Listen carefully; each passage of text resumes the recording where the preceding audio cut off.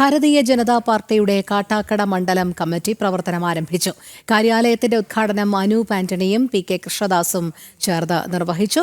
ഉദ്ഘാടനത്തോടനുബന്ധിച്ച് വിവിധ പരിപാടികൾ മണ്ഡലം കമ്മിറ്റിയുടെ ആഭിമുഖ്യത്തിൽ നടന്നു.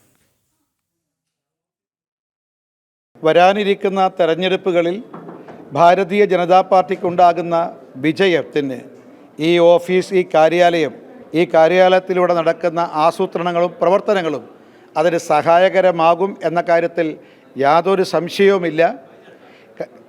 കാട്ടാക്കടയിലെ ജനങ്ങൾക്ക് താമരയിൽ വോട്ട് ചെയ്യാനും BJPയെയും NDAയെയും വിജയിപ്പിക്കാനും മടിയില്ലെന്നുള്ളതാണ് 2024 ലോക്സഭാ തെരഞ്ഞെടുപ്പിലെ ഫലം. BJP ഒന്നാം സ്ഥാനത്ത്, NDA ഒന്നാം സ്ഥാനത്ത് എത്തിയതോടുകൂടി മനസ്സിലാക്കാൻ സാധിക്കുന്നത്.